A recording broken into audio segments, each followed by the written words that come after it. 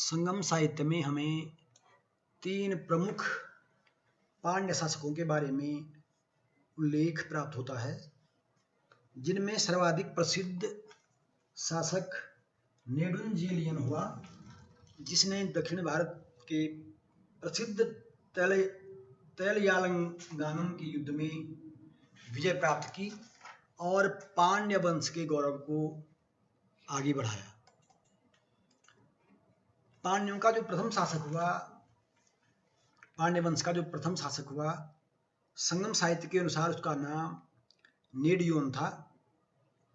यद्यपि नेडियोन के बारे में विद्वान एक मत नहीं है और नेडियोन की ऐतिहासिकता पर संदेह व्यक्त करते हैं, परंतु फिर भी संगम साहित्य में जो संकलित अनुश्रुतियां हैं उनमें जो वर्णन प्राप्त होता है उससे ये माना जाता है कि नेडियोन पांड्य वंश का प्रथम शासक था, जिसने पहरुली नामक नदी को अस्तित्व प्रदान किया तथा समुद्र की पूजा का भी आरंभ नेडियोन ने करवाया।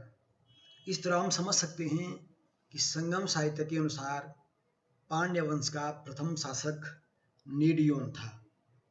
दूसरा जो महत्वपूर्ण शासक और जिसे विद्वान ऐतिहासिक दृष्टि से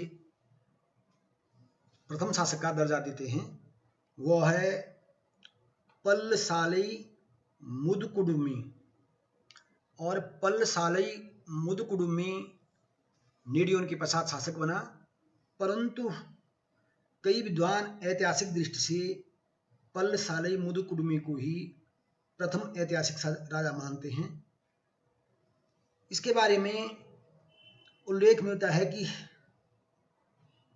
इसने अपने विजित राज्यों के प्रति कठोर व्यवहार किया, उन पर कठोरतापूर्ण शासन किया जिन राज्यों को इसने विजित किया था, तथा साथ ही साथ इसने अनेक यज्ञ भी आयोजित किए, क्योंकि इसकी जो उपाधि थी पल्लसालई, पल्लसालई का अर्थ ही होता है अनेक यज्ञशालाएं बनाने वाला।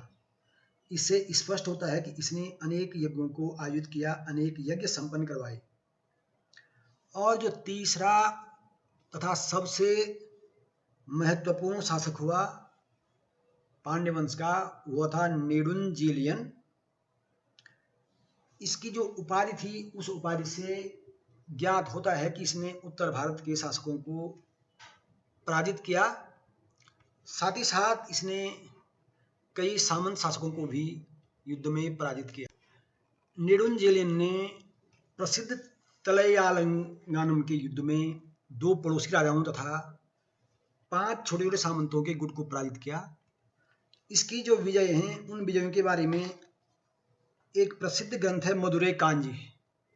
तो मदुरै कांजी से नेडुंजिलियन की विजय के बारे में पर्याप्त जानकारी प्राप्त होती है।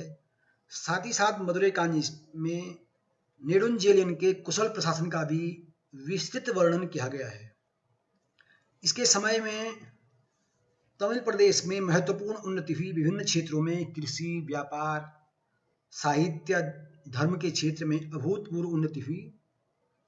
साथ ही साथ इसके बारे में उल्लेख किया जाता है कि इसने प्रसिद्ध चेर शासक, जिसे शेय अर्थात हाथी की आंख वाला कहा गया चेर शासक को, उसे इसने पराजित करके अपने बंदी गृह में डाला और इस तरह उसने अपनी गद्दी को सुरक्षित किया।